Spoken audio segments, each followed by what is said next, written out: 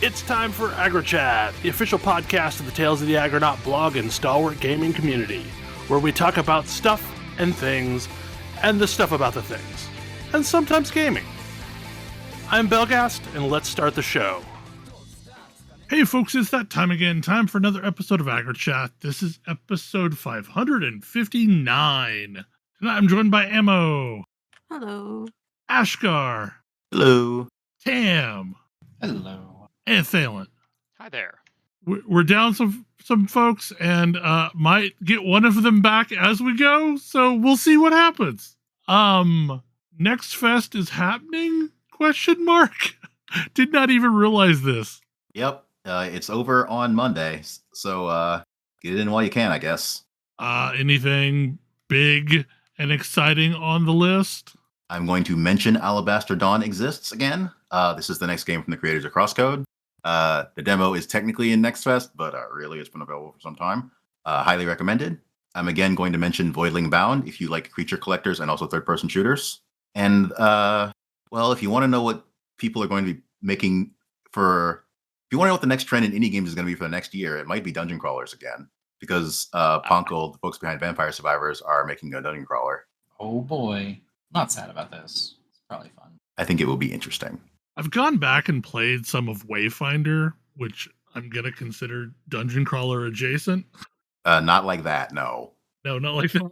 I mean, like, Might and Magic style. Yay. Oh. They're making a first-person dungeon crawler, except it's also card-based roguelike because reasons. Whoa. And What has was a lot that of Vampire game? Survivor DNA in it. All right, I'm in. What was that game that looked like Shadowgate from some years ago that was really pretty and was a dungeon crawler like that? That was a first-person dungeon crawler. Can't think of the name of it right now. See, this is weird. I might be out. Like, wizardry is not really my vibe. I depends on how fun it is, I guess. Like, Yeah, like a Grimrock? new wizardry Grimrock, slash yeah, mind that's what I'm magic thinking type game. I'm all about this. Yeah, I mean, I feel like that's a genre that I feel like your like wizardry style dungeon crawler is definitely a genre that people could innovate in. Give it a shot. Maybe if that becomes the hot genre, whoever currently owns the rights to Might and Magic will finally It's like. Ubisoft. And make- no, don't wait for it. Oof. I just want the original 5 playable on a modern PC. They just made an NFT version of Heroes of Might and Magic. Oh God. God. Nope. I don't want to play Heroes of. I want to play Might and Magic. I mean, I want them both, but Like but Heroes not of in is top fine, form. but I prefer the Might and Magic games pre-Heroes of. Like I would. So maybe this is a thing I'll like. I would love just a remastered World of Zine release. That would be beautiful. It would make me so happy. But I guess I just have to continue dreaming. And I guess you're still stuck playing it on DOSBox. I mean, I have them, through good old games. So, like I have copies that are technically playable. It's just a lot of work. No, I take it back. This is a completely unrelated game using the Might and Magic IP. Even better. Uh, Like they've done a few of those over the years. Like, yeah, but some of them were good. The puzzle game was excellent. They also I guess it was kind of a while ago, made Might and Magic X. I never played the puzzle game. Yeah. But it's cool that it's good. and I have Might and Magic X, and it's it's okay. It's just that it was 12 years ago now. Yeah. Yeah, Might and Magic Clash of Heroes was the puzzle game. It's quite good. It was originally a DS game. I think they re-released yeah. it for PC I'm not pretty that sure long they- ago. yeah. And if you're really curious what some of the folks behind Torchlight and Diablo 2 are now doing, you can try the Darkhaven demo. I was in alpha testing and as a result am bound by NDA, so can't really say much about it. Other than the fact that like its key gimmick is what if Diablo 2 but with destructible terrain. So if that interests you, check it out. I know the game I talked about last week, Tower Bolt, is part of the Nextfest. As is Solar Voltage, a game that I have been watching on Blue Sky and am looking and need to download the demo of and try out. You got 2 days. Probably one by the time you hear this. Does Mina the Hollower have a demo again?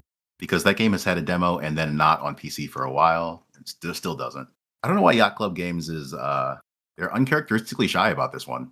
Oh, hey, a bunch of games I played at Geek Girl Con are available. Like Clockwork Ambrosia has a demo. A fun Metroidvania shoot 'em up thing, not a shmup. Genre names are hard. Yep. Something action RPG. It's not a Guild Wars 1 like. I mean, the screenshots make me think Contra, but it doesn't look like that either. It is definitely doing the like Metroidvania find items thing. It's just Metroid. Sure. Anyways, check out Nextfest to see all of the games that are coming out, especially since, the rest of the industry is going through a time. Sure seems like it. Was the stat from this week 1/3 of all developers were laid off or something like that? Oh, it's not good. Under the Island. What a cute little game. There's a lot of like what's the word I'm looking for. There's a lot of like Zelda Link to the Past alikes happening lately, and this is one of them. But it's really cute. I tend to think of these as either having really ponderous and kind of finicky, precise controls. Like if Link to the Past is sort of like the middle ground, like the baseline, something like Tunic is definitely trying to be more difficult and trying to be like more finicky and precise. This is going in sort of the other direction, and it wants you to be. It's just trying to be like a joyful romp. And honestly, it's pretty neat so far. You're like rolling around with a hockey stick. I've been wandering around, and there's obvious places where it's like, oh, if I had bombs, I could have a bunch of what's this called? If I had bombs, I would have a bunch of really useful like access to spaces. And there's some other places where I'm like, that looks like hookshot to me. And that's the kind of thing that I'm like really into seeing in one of these in a game like this. The art style here looks vaguely familiar. Do you know who made this? I was looking at that. Go. It's Slime King Games. They have one game, or I think one game out. This is their only game. This is their only game. And looking at the people involved, I don't actually know any of them. It is. We were kind of discussing this, not on the podcast, but it is funny to me. Like there are a lot of people doing, Legend of Zelda, Link to the Past, Link's Awakening, top-down isometric Zelda games. Yeah. I feel like no one's doing the 3D version of Zelda anymore, and I miss it. Those were good games. They were very well-loved games, and I don't know what happened to that type of game.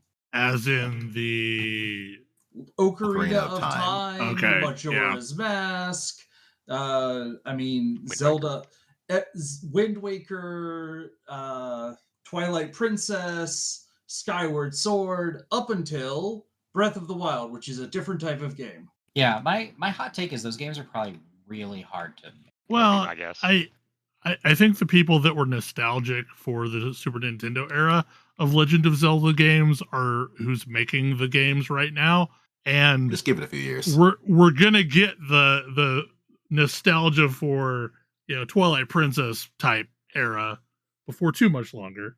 I have that nostalgia already. Well, make a game. Ocarina of Time was what, 30 years ago? Not quite. No. If Ocarina of Time was your first video game, you should probably check out the back pains you're feeling. Ocarina of Time was 28 years ago. What's this there? Anyway, the art style of this game reminds me of Gonjak, Joachim Sandberg, but he was not involved, so just people inspired by that. There's a bunch of this looks like somebody I'm familiar with, but nope, apparently it's not them. And I think that was in fact what caused me to pick it up even.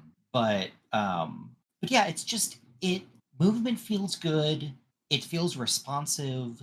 Is it doing anything like revolutionary? Like not so far, but I don't know that I care. And I appreciate that like I don't know. It's a game that knows exactly what it's doing, and I'm honestly really enjoying the thing that it's doing. So I'm happy to like if you like Zelda-alike games and you're interested in one that's definitely trying to do a little bit more story stuff, like the the pitch is your girl going to live for a year on an island, which you're not super enthusiastic about because you're stuck on an island, and but then you get there and have adventures because apparently the island is uh, not just a regular island. It's got a really fun art style, like just not just like the visuals, but also the animations are really. It's got a weird little sense of humor, but like I want a weird little sense of humor out of a game like this. Like that's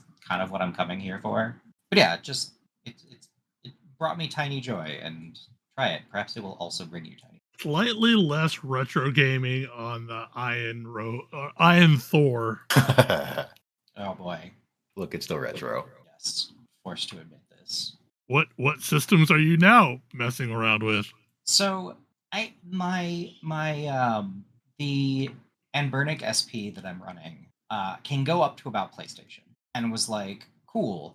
The thing was that, and this may come up a little bit later in the show. There was a point where I was playing some games, but realistically, mostly I was playing World of Warcraft, and that's basically from the time, and it wasn't just World of Warcraft, it was mostly MMOs. Yeah, I mostly missed the PS2 era onwards for this reason. Yeah, like Yep. PS2 era, Xbox era, not I got pretty much all of the PS1 era, but like the PS2 era, the Xbox, early PS3, I basically didn't play anything that wasn't an MMO or playable on Steam from like 2002 to 2000 or so. I had a brief resurgence of PS2 games, mostly because there was a period of time where I was going to the lake and did not have internet, so could not play an MMO from the lake. So I put my PS2 in the RV and played a bunch of PS2 games. Yeah, like I had a PSP and I played some stuff on that. I was very late to the Nintendo DS.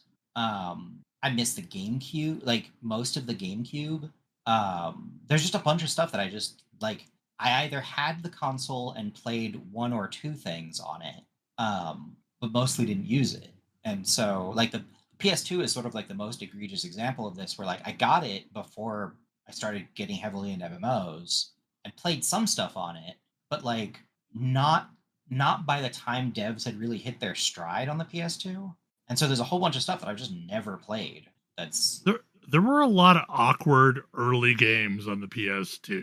oh yeah, like basically right around the point where console games, like console developers really figured out how to make the modern 3D consoles sing. I had checked out and was like an insufferable PC is better than everyone person. And so like I mean it wasn't really until with a couple of exceptions like Guitar Hero, where it was like, okay, this is an experience that I simply can't get on my PC and is cool as a result. Like I just didn't do much on anything that wasn't a PC until like my actual job required me to, at which point, out of professionalism, I checked what have I been missing and went, oh God, wow, there's a lot that people have been doing on these consoles in the time I haven't been paying attention. But so this whole thing was, I figured out, SNES emulation and the classics that I grew up with. I was like, let me see if I can build a device basically, or like not build, requisition a device that will let me do the things that I'm trying to, that I've just never seen. Like, what does that look like? And the answer is it's actually super annoying. Yes.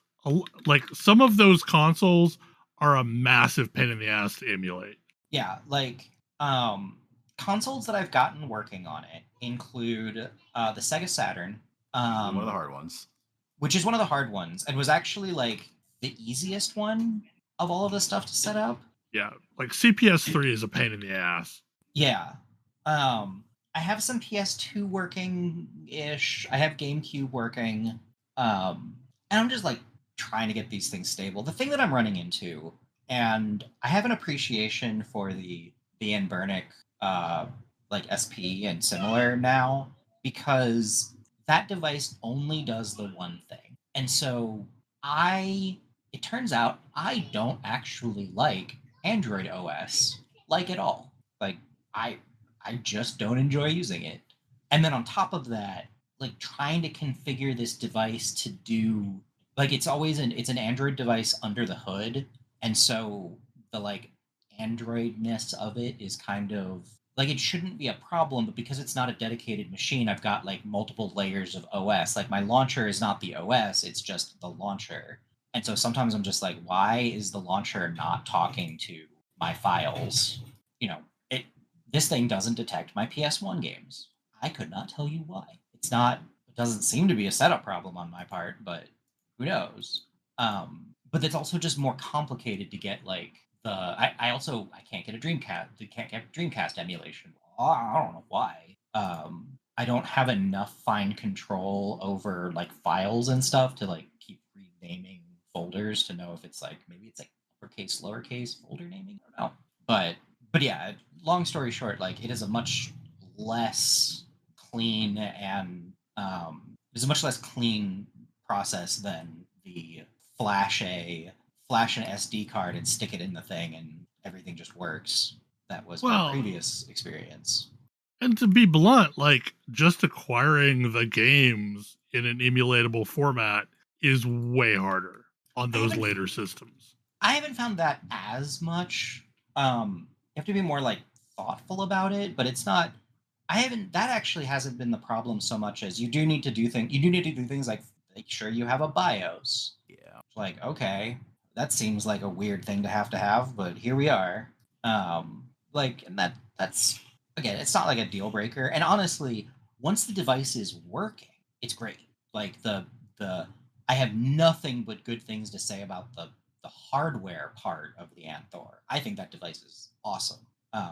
And like at the point at which I know that it's one of those things that like after I get it working and forget like the experience, like it's been long enough that I forget the experience of getting it working, I'll just be like, this thing is the greatest thing since sliced bread. I love it. But like right now I'm in the throes of getting it set up. There are I forgot how good Tony Hawk was. Like boy, that game is good. I had never. I'm still way better at F-Zero GX than I remembered. I did forget that game is way harder than previous F-Zeros. Mm-hmm. Yeah. By a large margin. By like honestly, I think too much of a large margin. Probably. If I'm blunt about it. We haven't gotten another one since. Yeah, like I think maybe they didn't get that right. And I need to pick up one of my projects for this is getting the N64 working, because there's a bunch of stuff that I would love to play on the N64 again. Some N64 stuff is weirdly annoying because of just controls. Yes. Same for GameCube. The GameCube, this is the one that I run into with GameCube, is the like physical layout of that controller is really weird by like modern standards, which means that it is an exceptionally nice layout for hitting all four buttons, having easy access to all four buttons at once. I wish we could have kept it somehow. Yes, it's very good for that. That said, it is also on a more standard thing that's got the more standard button layout. It's a pain. Absolutely, it's like weirdly awkward because of the number of games that want you to. That are like, we're doing you a favor because A is easy to hit, Y is easy to hit. So we're going to want you to press both of those buttons together a lot. Mm-hmm. F-Zero GX is an example of this, where boost is on Y and accelerate is on A. And on the GameCube controller, this makes perfect sense. And on not a GameCube controller, turns out less so. Does 8BitDo make a GameCube controller? I know. I just picked up their Nintendo They 64 don't. controller, and it's pretty nice. Have They people do figured not. out how to get Switch controllers to work with this stuff? Because Nintendo will sell you a GameCube controller for the Switch. I mean, several people will sell you a GameCube layout controller that is Bluetooth. 8BitDo is just not one of them. Yeah. It also does not help you if you are, using a portable device that does not have the GameCube layout. Yeah, that's and this thing, the advantage of it being an Android device is that it can very trivially pretend to be. You could very trivially hook it up to a variety of things, and it's like, no, it's fine.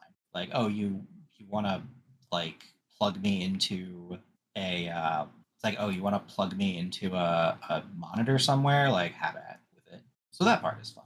I was looking into getting a more powerful system, preferably with the GBA screen aspect ratio, so it could do reasonably at PSP and also like TV style games. But the only one available is crazy expensive, like more expensive than the Ayn Thor for less power, That's wild. and doesn't have a headphone jack because reasons. That's nuts. Like the Ayn Thor is at the Ayn Thor is at the top end of what I would be willing to pay for a device like this, which is fine. Like it is a spendy device, but it is a spendy device that is doing quite a lot. I'm willing to part with that, but like beyond that, you're basically talking about a Steam Deck, and I'm like, I'm pretty That's actually sure. the thing, though. I want a thing that is like a Steam Deck but way smaller. Yeah, I'm pretty sure you can throw SteamOS on that device. You probably can. It wouldn't surprise me. But that device is a dual screen device, and I don't feel like we're trying to wrangle SteamOS into understanding that. That sounds like a giant pain. the dual screen, man. I'm trying to decide how I feel about the dual screen thing because it's actually kind of handy. I mean, because it's an Android device, you can probably do whatever you want with the other screen. Exactly. You could do all kinds of other stuff with the other screen. And I thought, why would I want to do this?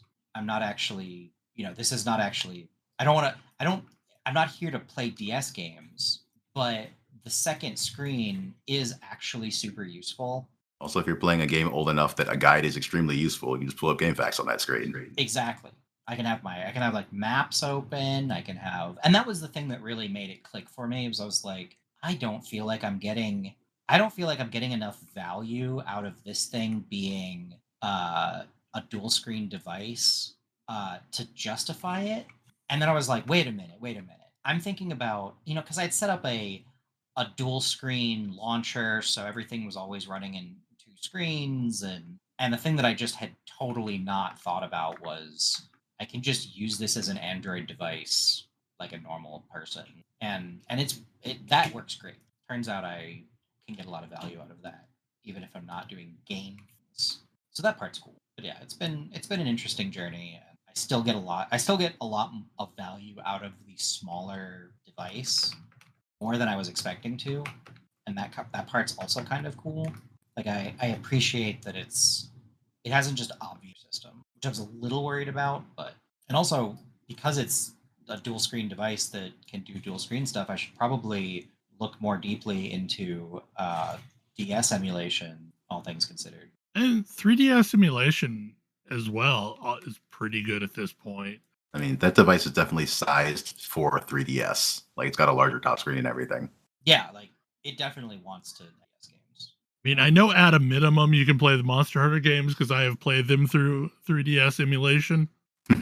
So on Thursday, we got the full reveal trailer of the Mirage League for Path of Exile. And my goodness, this is going to be a wild league. Like, the league mechanic itself is fine. It's killing stuff in a circle, which is a thing that has happened a lot.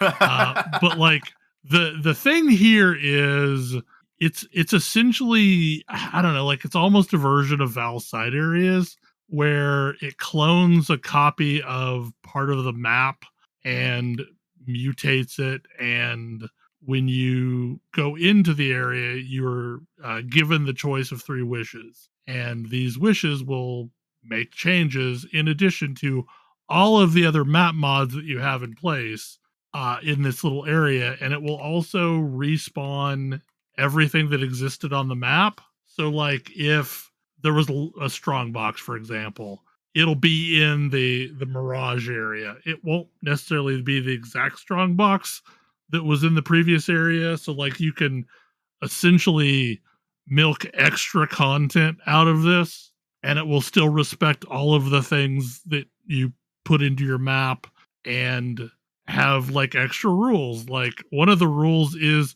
you just have Soul Eater for the entire Mirage, which is this wild ability that like buffs you every time you kill something, that NPCs get or like monsters get, but I don't know if there's. I guess there technically are items that give you Soul Eater. There's like another one that makes it so every Wisdom Scroll and Portal Scroll drops as some other currency item. So yeah, like that'll be fine. But what's really wild about this is they've completely reworked the Atlas. Yeah, that's the real change to me. And I was a Sentinel baby. I've only ever seen this current version of the Atlas, and I know there were versions that existed beforehand.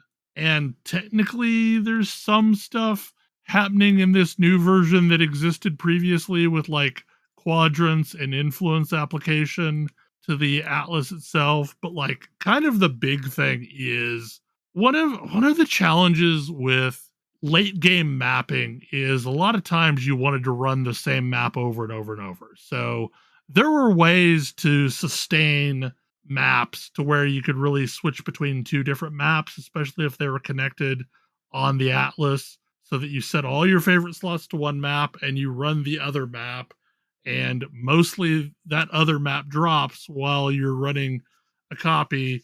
And then when you run out of one, you flip all your things back and you start running the other ones. So you could sustain maps going back and forth between two different maps like that.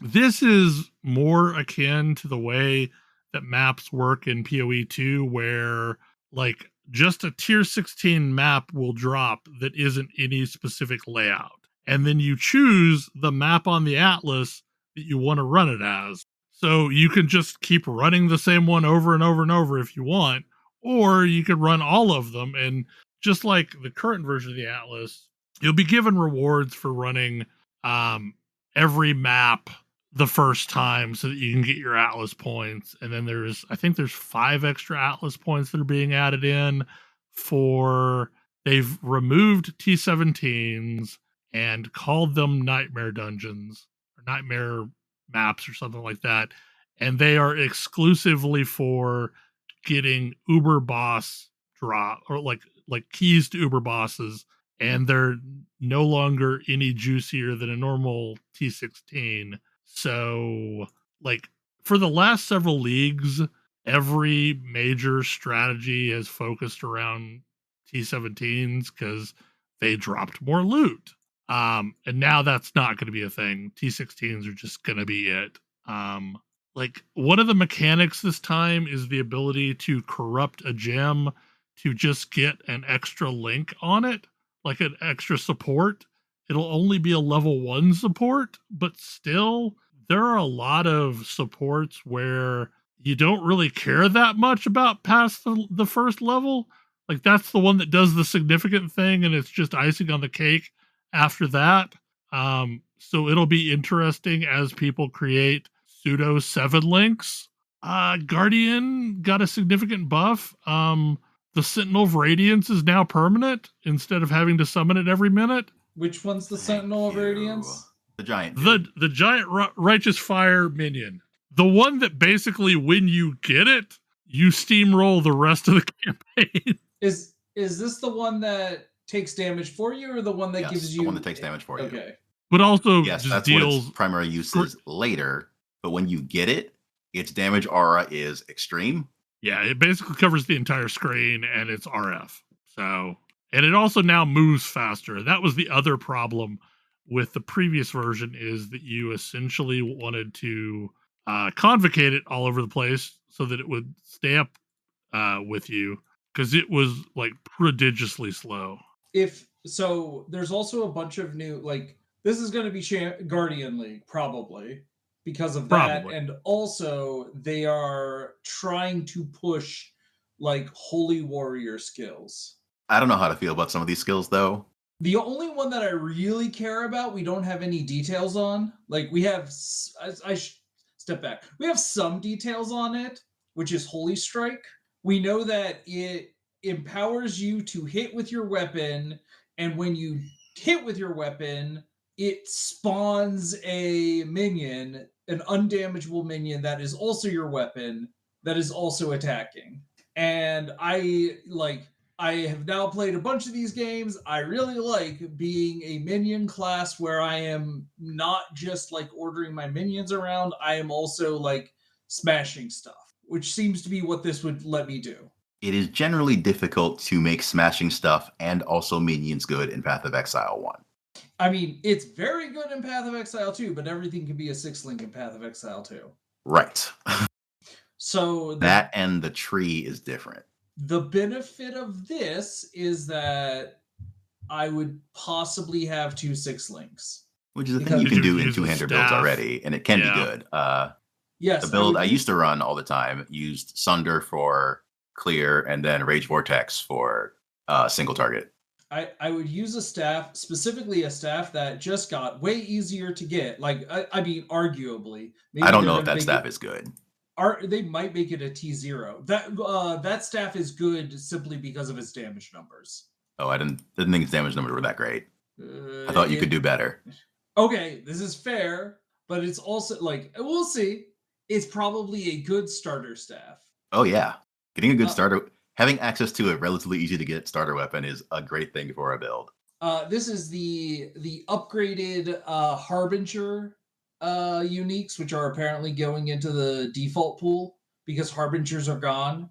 This is actually an unupgraded item. It makes me wonder if this is going to drop as fragments or if it's going to drop as the finished item. They said it would drop as the finished. I think it's going to drop as the finished item. Okay, good. Like, because that would be my concern. There's not going to be ways to combine the fragments, is there? You just combine them in your inventory. Yeah. Oh, well, maybe. I don't know. It works like Adorn, where you basically just put the items beside each other and then it pops out the finished item. There's a couple of schools of thought. One is make my staff really big so that my minions who use my weapon damage to deal damage get a better weapon. The other is, what if I use a scepter and have a bunch of minion stats on it? Part of me is thinking of just like, what is it? It's not called illusionary weaponry. That's a different game. Animate weapon. Animate weapon, especially if you use it with Blade Vortex, is using like the worst possible stats imaginable on the weapon. So if you could get actually good weapons, that might be much better. Like if you animate a Blade Vortex dagger or a Bladefall dagger, that's a like level 1 glass dagger that it's basically using. So there's probably a significant amount you could do just by getting a copy of your own weapon. Yeah. I mean, we see this with Animate Guardian all the time, right? Like, well, not all the time, but some people with Animate Guardian will put a decent amount of resource into their animated Guardian.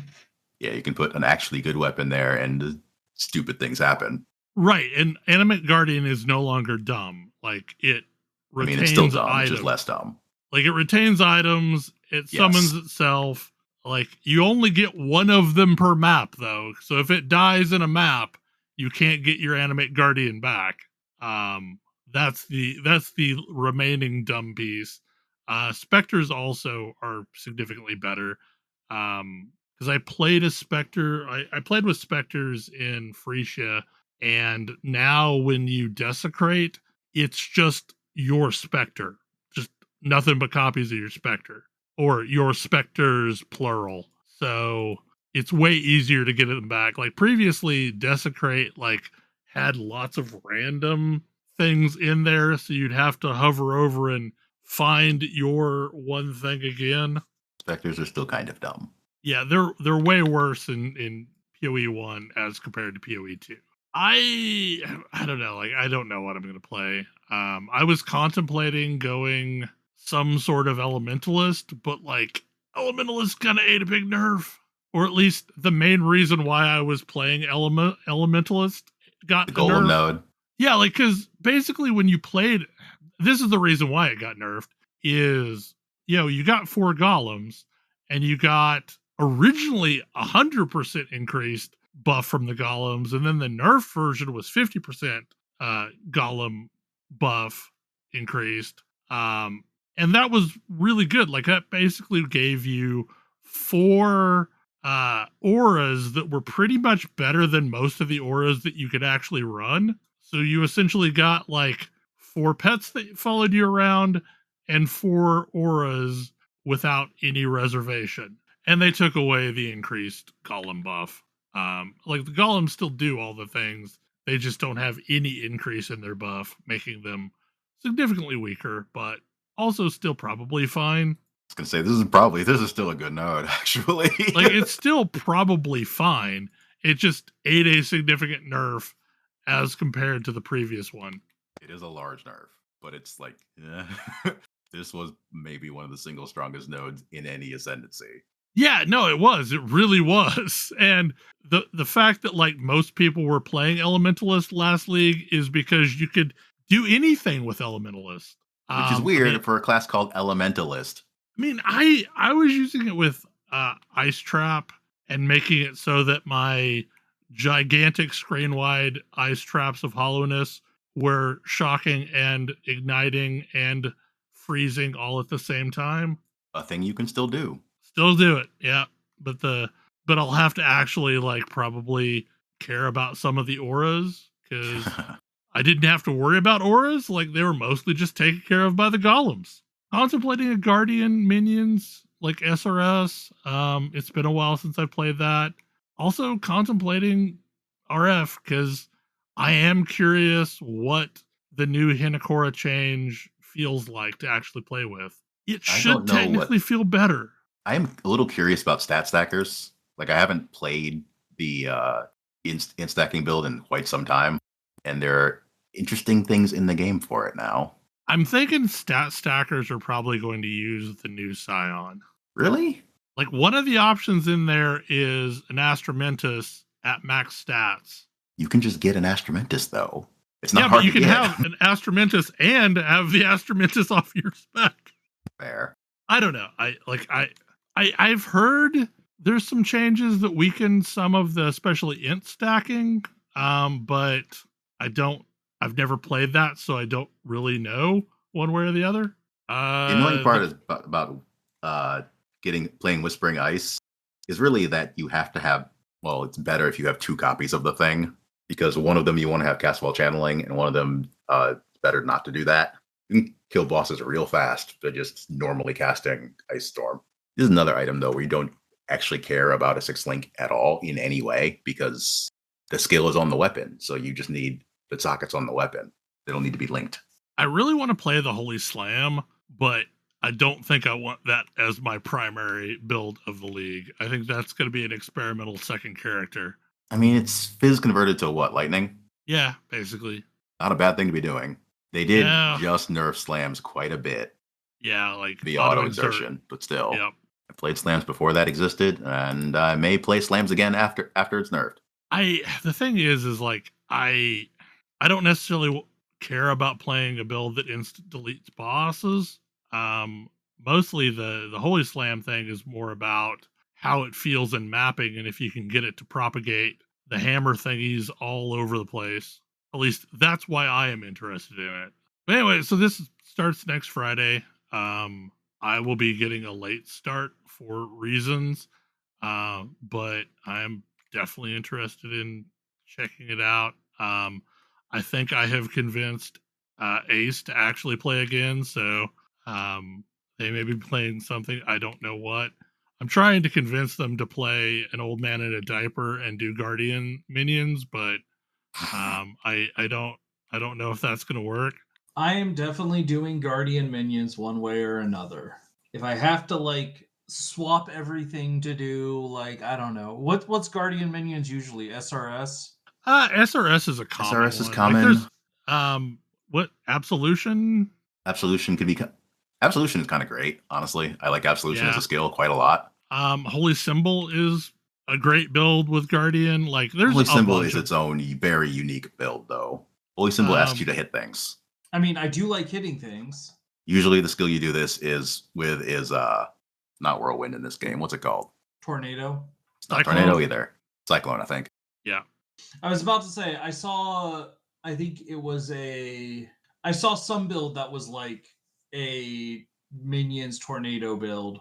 I think it was a Herald of Purity thing. Holy Symbol does a nova around itself every time you hit something. So Cyclone is usually the go-to skill there. Especially you can amp up your attack speed and be hitting it a lot of times. Yeah. I am curious with something like Absolution, what do you just have to swap to a different build for bossing? No. No, Absolution's real strong. Like Absolution is a pretty strong attack in itself, and you also get really strong minions. So, but it only gets minions if it kills stuff, right? I think maybe they run Writhing Jar or something like that, so that they can, like, there is tech for people who need to kill things on bosses. There's a ring that does it. There's Writhing Jar. There's Hateful Accuser. Like there's ways to make things that you can use as cannon fodder to proc your thing. Also, we don't know what a lot of the transmuted or what is it, transmuted? I was about to say we have some new transfigured gems. More yeah, that's the importantly, word. We have new not transfigured supports. Yeah, like there's a whole bunch of supports that we don't know about yet. I think and Awakened supports are going away. What? Awakened supports are going away, which is fine. I think that's a good decision. Why? Because it reduces the scaling problems this game already has. I did see some of the supports. We've seen some of the supports.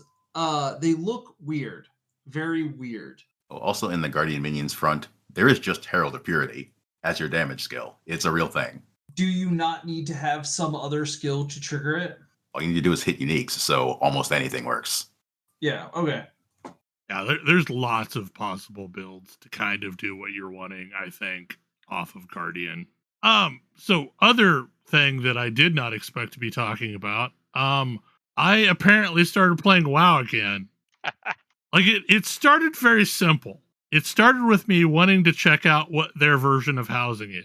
And then I started playing and then caught up the story, and now an expansion dropped, and I'm playing through the expansion, and that's happening. Like I have various bullet points that I want to talk about, but first I want to talk about their housing system. And quite possibly, like, it took them for freaking ever, but like they have a really good housing system. Like, please tell me it's using the Stormwind portal. That thing that's been in Stormwind forever. No. You've got to like, you have a button that's dedicated for housing. You can teleport to it. It honestly reminds me of the model of Lotro, where you have housing neighborhoods, but like infinite copies of those housing neighborhoods. So like, House Stalwart, for example, has a housing neighborhood, and there's a bunch of plots in that housing neighborhood, and you can buy into that housing neighborhood, or you can buy into random housing neighborhoods, and it all works basically the same. The kind of cool thing about guild housing neighborhoods is there's like weekly quests that you can do as part of it that, you know, somehow benefits the neighborhood, but we seem to be capped out on the day anything comes out, so I don't even know what it's doing. But like the really cool thing that happened, and this is where I've got to give them massive credit, is they went back through almost all the content in the game and added housing items to it. They did this when they added mini pets too. Yeah, so like running like old achievement, like you'll log in, and just by having played the game before, you're going to have a stack of items that you have that came from achievements and from running content and stuff like that. If a thing can drop a housing item, it drops it 100% for everybody that's in the thing, so that everyone just gets a copy of the housing item. They did not do that for mini pets. No. Also, like, thankfully they made it a whole other inventory that's like non-existent, like it just is a collection of appearances. and technically you have to copy or collect multiple appearances if you want to place multiple of the objects, but it's just like this other inventory that doesn't take up any space. Houses are TARDISes, where the outside of your house has no bearing on what the inside of your house looks like, and you get to add rooms to it. So you get to control what the layout of your house is. Like there's a whole leveling system for houses where you have basically a placement budget that increases as you collect more stuff for your house. But like great system, has a really good placement grid. It's got snap to grid. It's got all the functionality that you would really want in a housing system. And then they, basically copy pasted housing stuff throughout the entire game. So huge kudos. But what's been interesting is the expansion. I kind of bounced off of the last expansion, which was weird because it was in the most dwarven zone ever. And I think I just got deluged with side quests and was overwhelmed by which of the things on screen I should be doing. Like another thing that happened is they ended up blocking a lot of add-ons, and as a result had to make a decent UI. And I have technically installed some add-ons after the fact, but nothing to do with the user interface. User interface is perfectly cromulent. It works great for tanking. It works great for healing. It's honestly like way more detailed than I expected it to be.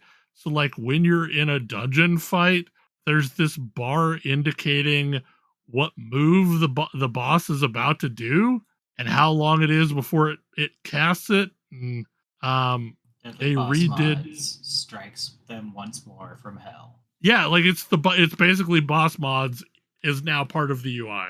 So like I wasn't expecting that. They also seem to have gone through and redone all of the advisement for fights, and now it's way more Final Fantasy 14-ish in that things have hard edges and you know where you can stand during fights. It's maybe not as clear cut as Final Fantasy 14, but it definitely like makes logical sense. Like, so, for example, there's this fight where people get targeted and all of a sudden a star starts flashing around them.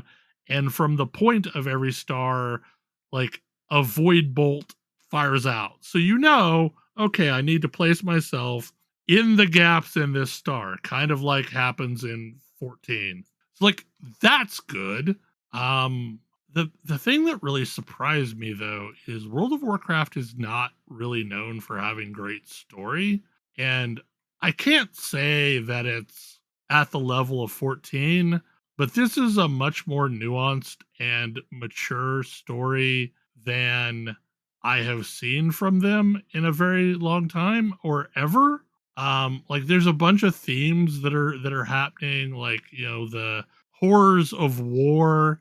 There's a whole redemption arc for the Amani people or the Amani trolls. Like there's some wild stuff happening, and it's not just these big hero moments of what I would consider traditional World of Warcraft story. So I'm kind of impressed with what I've played through so far. Like they can totally ruin it at some point, and there are still big moments. But there's a lot more nuanced moments that I wasn't expecting them to really get into. They stopped with the, hey, we had a cool character. Time to make them go crazy and become a villain. So far, that's not happened. Like, I've not seen a character. So basically, like, the Horde Alliance thing is resolved now. They are both together, working together to rebuild Azeroth and or fight to save Azeroth. The hub city for this expansion is Silvermoon, and Alliance and Horde players are just in Silvermoon now together. Wild. So that's another piece that just blew my mind. Guilds are now cross-faction and cross-server. You do not have to be on the same server, do not have to be on the same faction. You can just be in a guild together. I have some very cynical things to say about that, but And you could just do all the things. So it took them forever to get there, but seems cool to me. I don't know, it is not a drastically different game than it was. They've done some weird things that are kind of interesting. So there's a lot of advisement in specs. So every system seems to have the ability to just import a string and load it in. So like if you want to download a spec from a website, you can just paste the thing in. If you want to download someone's hotbar layout, you can paste the string in and it configures your whole damn UI for it. There are starter builds that if you want to play a prop warrior, it will auto spec for you. And as you level up, it will tell you the next thing you should choose to keep following that spec if you want to. So like that's all cool. But where things got weird is okay, so I find this specifically funny because I used to do this thing where I would use cast random and cast sequence in creative ways to make a one button spam for all the things that I just needed to hit on cooldown. And I made those for all my characters. I would have like a spam button that just did the things that I needed to hit on cooldown. They now have that built into the UI where there's a button that auto detects what is off cooldown that you should be pressing, and you can literally just hit the one button and have a somewhat reasonable rotation. But if you don't want to go for that, they also have another version of this where it highlights the button on your bar that you should be pressing. Wow. That seems like a lot. They've been paying a lot of attention to in Chinese MMOs. They have been. They've been stealing stuff blatantly from everyone. Like, this expansion has vistas, a la Guild Wars 2. They're exactly vistas. They do the same thing.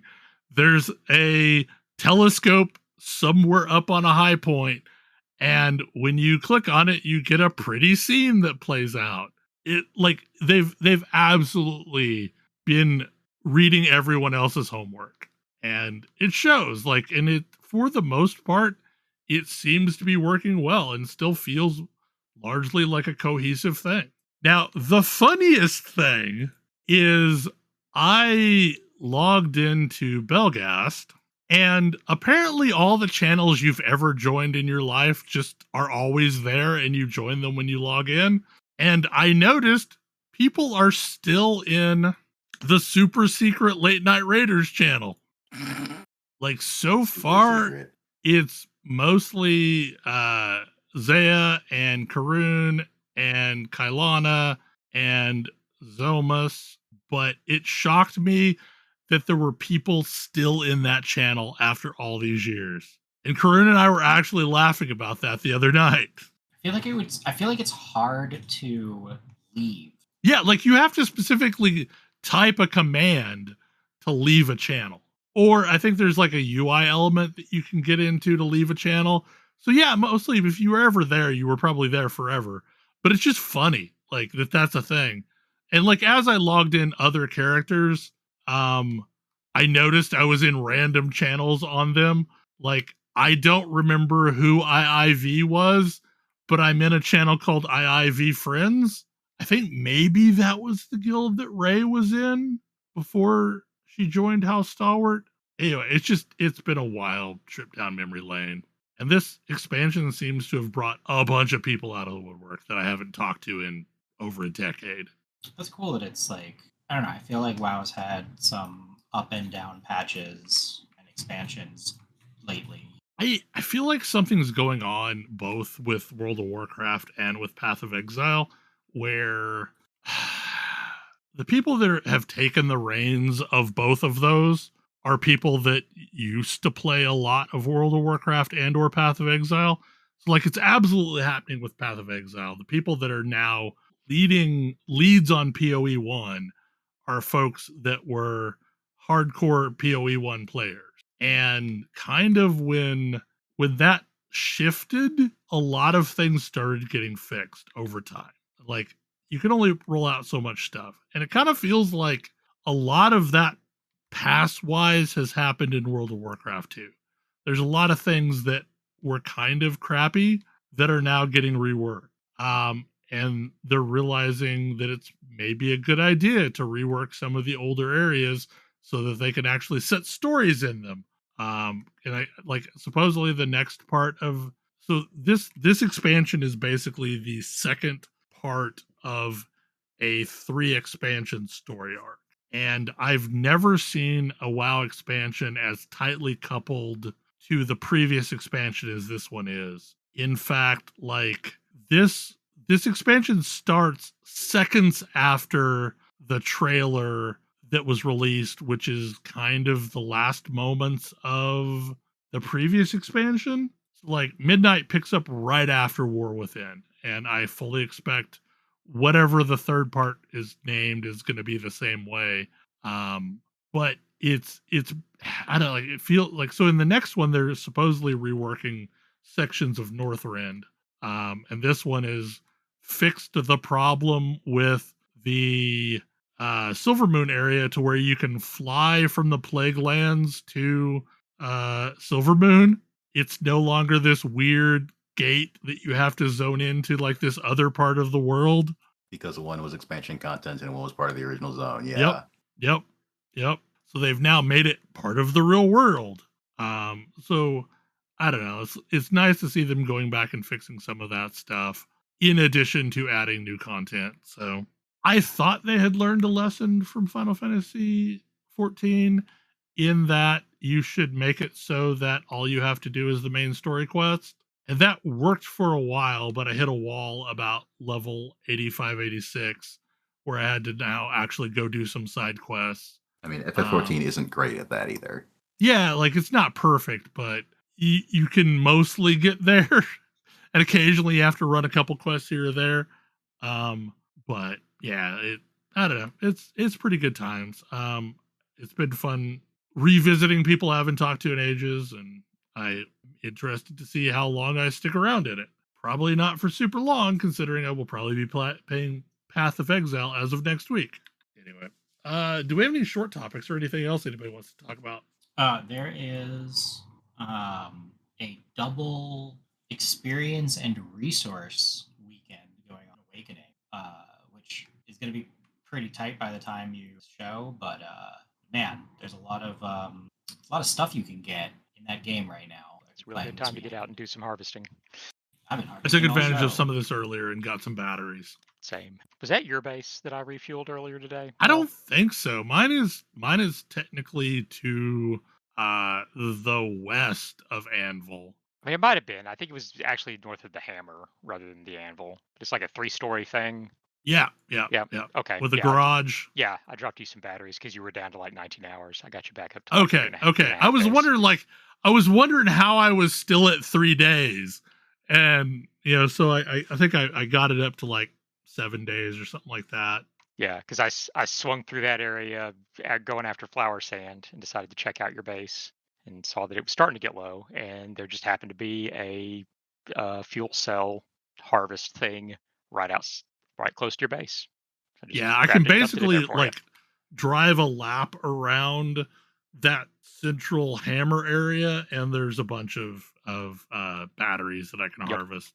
PSA for anybody playing that game: crashed spaceships might have some cool loot on them, but they pulse for the worm constantly. So if it drops on drum sand, which aggravates any sound on those aggravates the worm, just leave it. You don't need it. I watched. Like it terrifies me to just set on drum sand for a second, let alone drum sand drive is across bad. it. It's bad. Drum stuff. sand is bad, like baseline, but boy, you can really set yourself up for sadness. I watched the other night. I'm like in the deep desert harvesting some stuff, and I genuinely watched 4 people die to the sandworm, to the same little area, the same crash, all trying to loot the same crashed ship. And it was just like, just leave it. One guy put down a thumper in the drum sand and was like, I don't know, seems surprised that he instantly got murdered. Yeah, that thumper doesn't distract the worm for very long. The thumper he put the thumper down and turned it on, and immediately the worm came up and ate him. Like, Beautiful. Working Also- as intended. yeah, also I'm pretty sure the worms like are actual entities that They are are. moving around the world. And like as a result, if the worm has popped up near you, it's still near you. No, Yeah, they absolutely specifically are. say that, like, look left and right before you cross the land. Yeah, like if you see the worm, that cloud of the worm traveling through, maybe let it pass before you decide to go, booking it across the sands, because it will just pop out from under you if you Yeah, drive no, it's- over it. Like, Right, and it's not good enough to just let it pass, because it'll absolutely turn around turn and around, eat yeah. you. But yeah, I mean that's also like honestly the only real use of thumpers apart from griefing that I'm aware of is if you are out with other people, then yes, your friend can drop a thumper way over there to get the worm to go over there while you deal with something over here. Like that does Right, work. like drop the thumper, retreat to rock. yeah, like the thumper is not like that is a dangerous tool to use. But there's not much you can do with the thumper just on your own because yes, it will distract the worm for a while, but the worm is a lot faster than you. So However, caveat: if you are a Bene Gesserit and you have the Bene Gesserit sprint ability, you cannot quite outrun the worm. But under most circumstances, you can get clear by the time the worm catches up with you. yes. And this is so valuable. All of these combat abilities that I never use slotted traversal stuff. Perhaps one day. Also, like the new story stuff is. I've been genuinely impressed at the storytelling they're doing. Yeah, I need to get up to the new stuff. Yeah, game is good.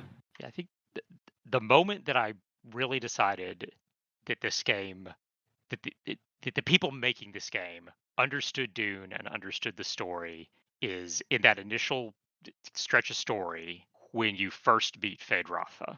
And I really think that is the best version of Phaedratha I've seen because he is believably a charismatic monster. Yeah, they've done a really good job with the characters. Like doing cameos of characters you know in the story is always a little bit fraught because it can feel really forced.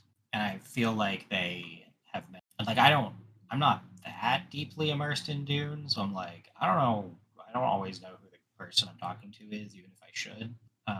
But it doesn't, which I get what they're trying to convey without being. But also, it turns out that I actually really do like survival sandboxes if they're PvE. Yeah, like the world is dangerous enough. I don't need other people making it worse. Yeah, like This is fine. yeah, it's great. Like the world is scary.